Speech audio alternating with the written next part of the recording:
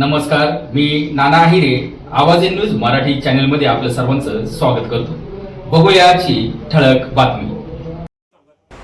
MIDCच्या नोंदीवरून मनमाडला शासकीय अधिकारी व शेतकऱ्यांची बैठक. नाशिकच्या मनमाड नजीक असलेल्या सटाणा व अनकवाडे शिवारातील 118 शेतकऱ्यांच्या 400 एकर जमिनीवर शासनाने शेतकऱ्यांची कोणतीही परवानगी न घेता MIDCचे नाव लावले आहे. याच अनुषंगाने येथील शासकीय विश्रामगृहात शेतकरी व शासन अधिकारी यांच्यात बैठक झाली. या बैठकीला प्रांत अधिकारी, पोलीस निरीक्षक, MIDCचे अधिकारी उपस्थित होते. सटाणा व अनकवाडे शिवारातील संभाव्य MIDCला जमीन देण्यास स्थानिक शेतकऱ्यांनी ठाम विरोध दर्शवला. आम्ही आमच्या सुपीक जमिनी देणार नाही, या भूमिकेवर आम्ही ठाम आहोत असा निर्णय घेऊन याबाबत निर्णय न झाल्यास लवकरच तीव्र स्वरूपाचे आंदोलन छेडू असा इशारा देण्यात आला. यामुळे MIDCच्या जागेचा प्रश्न भविष्यात चांगलाच गाजणार असल्याची चिन्हे दिसू लागली आहेत.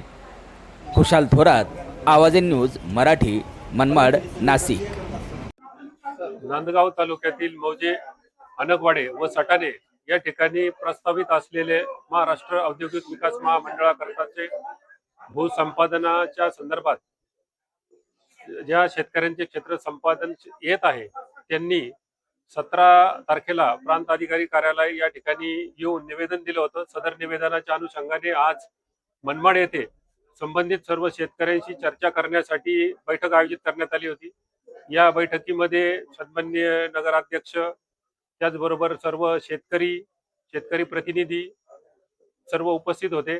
यामध्ये शेतकऱ्यांनी निवेदन सुद्धा दिलेलं आहे आणि त्यांनी त्यांच्या ज्या भावना व्यक्त केलेल्या आहेत त्या सर्व भावना मी शासन स्तरावर आदरणीय जिल्हाधिकारी महोदय आणि MIDC विभागाला शेतकऱ्यांच्या भावना कळवणार आहे. 17 तारखेला येवला प्रांत ऑफिसला आम्ही जे सोलेताईला आंदोलन केलं होतं त्याच्या पार्श्वभूमीवर आपले सन्माननीय प्रांत साहेब, गाडवे साहेब यांनी मनमाड रेस्ट हाऊसला शेतकऱ्यांची एक जी बैठक लावली होती. त्यांनी आता शेतकऱ्यांच्या सगळ्या भूमिका ऐकून घेतलेल्या आहे आणि त्यांनी आम्हाला शब्द दिला आहे का तुमची सर्व भूमिका मी शासन दरबारी मांडतो आणि तो अहवाल पाठवतोय. तर आम्ही साहेबांच्या शब्दाला मान देऊन आता अहवाल येईपर्यंत आणि त्या अहवालाचे आम्हाला एक प्रत येईपर्यंत आम्ही शांत बसणार आहे. आणि तरी जर याच्यावर शासनाने ठोस निर्णय घेतला नाही तर येणाऱ्या पुढील काळात आम्ही तीव्र स्वरूपाचं आंदोलन करणार, याला सर्वस्वी शासन जबाबदार राहणार आहे.